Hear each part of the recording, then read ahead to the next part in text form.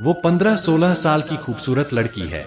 आती है, मुझे देखकर गंदे गंदे इशारे करती है और मुस्कुराकर चली जाती है। फिर एक दिन उसको मैंने अपने पास बुलाया और उसके साथ वो किया जिसका उसे अंदाजा नहीं था। कहानी को अंत तक पूरी जरूर सुने। दोस्तों नमस्कार, मेरा नाम अजय है और मेरी उम्र 20 साल है। मैं कॉलेज स्टूडेंट हूँ और कॉलेज के पास ही एक किराए का रूम लेकर रहता हूँ। मैं एक अच्छी जिंदगी जी रहा था, लेकिन मेरे सामने एक प्रॉब्लम आ गई जिसमें मैं उलझ गया। समस्या ये है कि 15-16 साल की एक लड़की है। वह रोज आती है, प्यार से हाय करती है, मुस्कुराते हुए एक फ्लाइंग किस करेगी और चली जाती है, जबकि मेरी उम्र 20 साल है। उस लड़की की ऐसी हरकतों से मैं बहुत परेशान हो गया था, क्योंकि मैं अपनी स्टडी पर फोकस किया हुआ था। अभी इन सब से मैं दूर रहना चाहता था। फिर एक दिन राहुल, मेरा जिगरी दोस्त, मेरे रूम पर कुछ दिन रहने के लिए आया। एक दिन मैंने उससे उस लड़की के बारे बताया कि यार, एक लड़की है जो रोज मेरे सामने आती है, कुछ इशारे करेगी, एक फ्लाइंग किस करेगी, फिर मुस्कुराती है और चली जाती है, बोलती कुछ नहीं है। उसकी इन हरकतों से मैं परेशान हो गया हूँ। ऐसे में मुझे क्या करना चाहिए? मेरी बात सुनने के बाद राहुल ने धीरे से मेरे कान में कुछ कहा। फिर उसने अपनी एक स्टोरी सुनाई। तब मेरे दोस्त ने बताया, अजय तुम परेशान मत हो, मैं तुम्हें इस उलझन से निकलने का रास्ता बताता हूँ।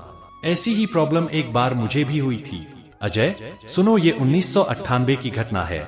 उन दिनों मैं अपने कॉलेज की पढ़ाई पूरी करने के लिए ग्राउंड फ्लोर पर किराए पर रहता था और प्रथम तल पर बने घर में एक अन्य परिवार रहता था। उस घर की एक लड़की जो हाई स्कूल में पढ़ती थी, अक्सर मेरे कमरे के पास से मुस्कुराकर गुजरती थी और मैं उसे देखकर भी अनदेखा कर देता था।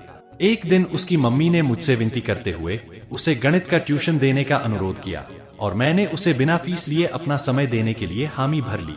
अगले दिन वो लड़की अपनी एक हम उम्र सहेली के साथ अपनी पुस्तकें लेकर आ गई। मैंने उन्हें पढ़ाना शुरू कर दिया, लेकिन वे लकड़ियां पढ़ने में रुचि लेने के बजाय इधर उधर की बातों में ज्यादा रहती और इश्क फरमाने जैसी इच्छा रखती थी।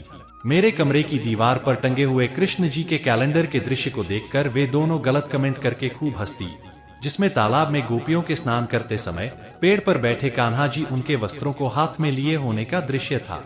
अब मुझे उनकी नियत और मानसिकता समझने में देर न लगी और मैंने उन्हें तत्काल समझाते हुए कहा कि मैंने आपकी मम्मी के कहने पर आपको पढ़ाने का जिम्मा लिया है। आप लोग अपनी पढ़ाई और कैरियर बनाने में ज्यादा ध्यान दीजिए। यदि आप लोग पढ़ने के बहाने किसी अन्य नियत से आए हैं तो यह सब भूल जाइए। कल से अपने मैथ की किताब पर कंसंट्रेट करिए। दूसरे दिन दोनों लड़कियां पूरी प्लानिंग के साथ आईं और अपने साथ एक सॉफ्ट ड्रिंक ठंडा बोतल भी लेकर आई। मुझे पीने के लिए दिया, पर मैंने वो सॉफ्ट ड्रिंक लेने से साफ मना कर दिया। मगर वो तो पूरी तैयारी से आई थीं।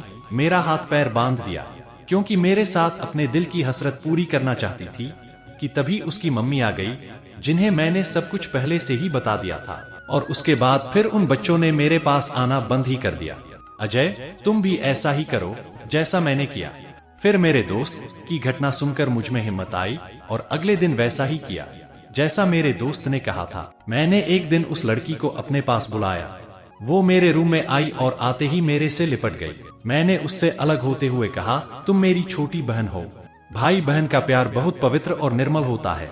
उसकी तरफ राखी बढ़ाते हुए मैंने कहा, बहन ये लो, इसे मेरी कलाई पर बांध दो और भाई बहन के रिश्ते को और भी मजबूत कर दो। आपका जो भी नाम है, अभी आप अपने कैरियर और पढ़ाई पर ध्यान दो, तब लाइफ सेटल करने की सोचो।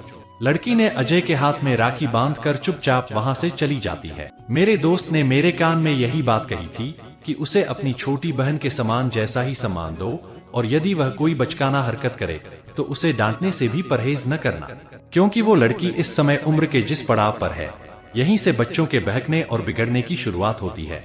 उस दिन के बाद से वो लड़की मेरे सामने फिर कभी नहीं आई। मेरी समस्या का समाधान हो गया।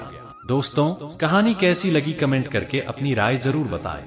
यदि आप मेरे चैनल पर नए हैं तो चैनल को सब्सक्राइब जरूर करें। धन्यवाद।